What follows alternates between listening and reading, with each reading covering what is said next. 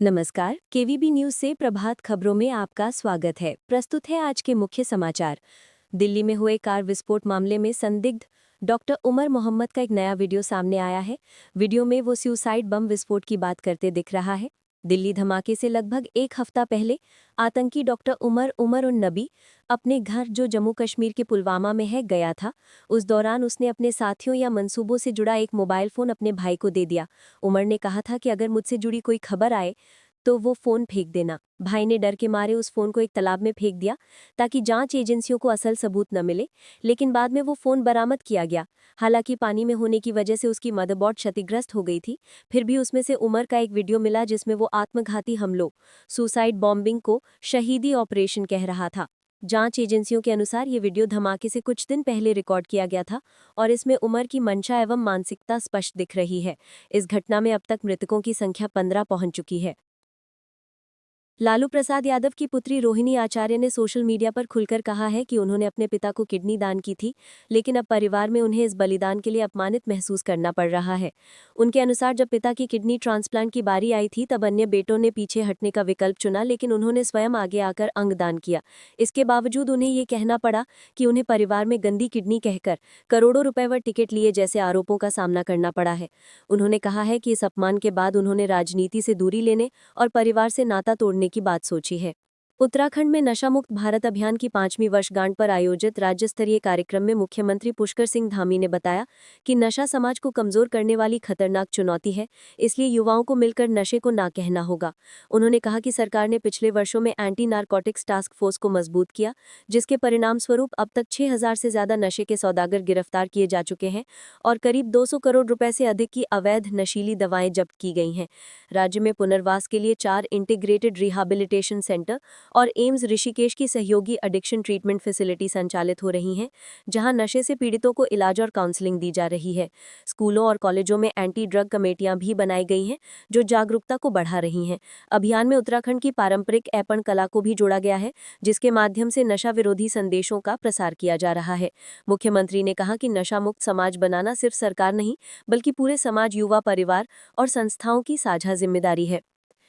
उत्तराखंड के डाक पत्थर यानी कि जूडो डैम के पास एक पिकअप वाहन अनियंत्रित होकर लगभग 220 मीटर गहरी खाई में गिर गया, जिसमें 2 लोग सवार थे।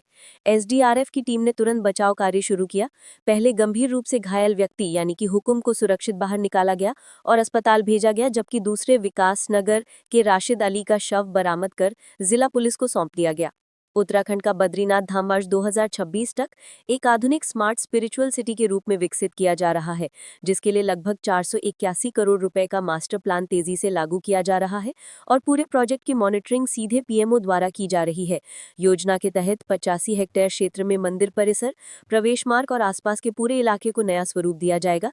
तीर्थयात्रियों की भीड़ को देखते हुए पैदल रास्तों को चौड़ा किया जा रहा है।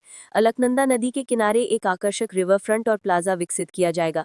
साथ ही आधुनिक सुविधाओं के साथ पार्किंग, पब्लिक प्लाजा और यात्री सुविधा केंद्र बनाए जा रहे हैं। धाम में म्यूजियम और आर्ट गैलरी भी जोड़ी जाएगी, जिसमें बद्रीनाथ और भगवान विष्णु से जुड़े इतिहास, संस्कृति और दशावतार गाथाओं को आधुनिक तकनीक से दिखाया जाएगा। पर्यावरण और भूकंपीय सुरक्षा को ध्यान में रखते हुए निर्माण कार्य किए जा रहे हैं, जबकि होमस्टे और लोकल व्यवसायों को प्रोत्साहित कर क्षेत्र में रोजगार भी बढ़ाया जाएगा। प्रधानमंत्री मोदी और मुख्यमंत्री धामी लगातार समीक्षा कर रहे हैं ताकि बद्रीनाथ आने वाले दशकों तक एक सुव्यवस्थित, सुरक्षित और आध्यात्मिक रूप से प्रेरक तीर्थ नगरी बन सके। लॉरेंस बिश्नोई के छोटे भाई अनमोल बिश्नोई को अमेरिका से भारत वापस लाया जा रहा है, जहां वो बाबा सिद्दीकी की हत्या, सलमान खान के घर फायरिंग और पंजाबी गायक सिद्धू मूसेवाला की हत्या जैसे हाई प्रोफाइल मामलों में वांटेड है। यूएस ने उसके खिलाफ डिपोर्टेशन का फैसला किया है और उसकी वापसी की प्रक्रिया लगभग पूरी हो चुकी है। एनआईए और मुंबई पुलिस उसकी कानूनी सुनवाई और पूछताछ की तैयारी कर रही है, क्योंकि ये उसके लिए एक बड़ा केस माना जाता है। दुनिया भर में क्लाउडफ्लेयर की तकनीकी खराबी के कारण करीब 4 घंटे तक एक्स यानी कि Twitter, chat GPT, Spotify, Canva जैसी बड़ी इंटरनेट सेवाएं ठप रही। इस आउटेज की वजह से लोगों को लॉगिन पेज लोड और एरर मैसेज जैसी समस्याओं का सामना करना पड़ा। रिपोर्ट्स के मुताबिक क्लाउडफ्लेयर के नेटवर्क में अचानक ट्रैफिक स्पाइक और तकनीकी दिक्कत आने से इसकी सुरक्षा और ट्रैफिक मैनेजमेंट सेवाएं प्रभावित हुई, जिन पर दुनिया की लगभग 75 लाख वेबसाइटें निर्भर हैं। इसलिए इसका असर वैश्विक स्तर पर बहुत बड़ा रहा। बाद में कंपनी ने तकनीकी खामी को ठीक कर दिया और सेवाएं धीरे धीरे फिर से सामान्य होने लगी। ग्रो के को-फाउंडर और सीईओ ललित केशरी भारत के नए अरबपति बन गए हैं। मध्य प्रदेश के खरगोन जिले के एक छोटे से गांव से आने वाले ललित ने साधारण पृष्ठभूमि से निकलकर आईआईटी बॉम्बे से इंजीनियरिंग में डुअल डिग्री हासिल की। शुरुआत में उन्होंने इतियाम सिस्टम्स और अपनी स्टार्टअप एडुफ्लिक्स पर काम किया, जिसके बाद वो फ्लिपकार्ट में सीनियर प्रोडक्ट मैनेजर बने। 2016 में उन्होंने अपने 3 साथियों के साथ मिलकर ग्रो की शुरुआत की, जो आज भारत का सबसे पॉपुलर इन्वेस्टमेंट प्लेटफॉर्म बन चुका है। कंपनी के सफल आईपीओ के बाद ललित केशरी के शेयरों का मूल्य तेजी से बढ़ा और वो अरबपति श्रेणी में शामिल हो गए। उनके नेतृत्व में ग्रो ने म्यूचुअल फंड से लेकर स्टॉक्स, ईटीएफ्स और आईपीओ तक निवेश की पूरी रेंज उपलब्ध कराई है और ये युवा निवेशकों का पसंदीदा प्लेटफॉर्म बन चुका है। डोनाल्ड ट्रंप ने जमाल खशोगी हत्याकांड में सऊदी क्राउन प्रिंस मोहम्मद बिन सलमान को क्लीन चिट दी है। उन्होंने अमेरिकी खुफिया एजेंसियों की उन रिपोर्ट्स को खारिज किया है जिनमें क्राउन प्रिंस को मामले में संलिप्त माना गया था। ट्रंप ने कहा कि बहुत सारे लोग उस व्यक्ति को पसंद नहीं करते थे। चाहे पसंद हो या ना हो, ऐसी चीजें होती रहती हैं, और ये भी जोड़ा कि उनका मानना है कि एमबीएस कुछ नहीं जानते थे। भारत एशिया का प्राइजिंग स्टार्स टूर्नामेंट के सेमीफाइनल में पहुंच गया है। टीम ने सेमीफाइनल में जगह बनाने के लिए ओमान को 6 विकेट से हराया। हर्ष दुबे ने शानदार प्रदर्शन करते हुए नाबाद 50 रन बनाए और साथ ही गेंदबाजी में 1 विकेट भी लिया, जिससे टीम की जीत में अहम योगदान रहा। और अंत में आज का मौसम। आज भारत के अधिकांश राज्यों में मौसम में बदलाव देखा जा रहा है। उत्तर भारत में शीतल लहर का प्रभाव जारी है, जिससे दिल्ली, उत्तर प्रदेश, बिहार, हरियाणा, राजस्थान जैसे राज्यों में ठंड बढ़ गई है। राजधानी दिल्ली में अधिकतम तापमान 26 डिग्री सेल्सियस और न्यूनतम 10 डिग्री सेल्सियस के आसपास है। साथ ही सुबह के समय हल्का कोहरा और सर्द हवाएं चलने की संभावना है। हिमाचल प्रदेश, उत्तराखंड और जम्मू कश्मीर के पहाड़ी इलाकों में बर्फबारी का अलर्ट जारी है, जिससे मैदानी इलाकों में भी ठंडक बढ़ रही है। राजस्थान, मध्य प्रदेश और पंजाब के कई हिस्सों में भी तापमान में गिरावट महसूस हो रही है। लेकिन पूरे उत्तर भारत में इस बार कड़ाके की ठंड नहीं पड़ेगी, केवल सामान्य ठंड बनी रहेगी।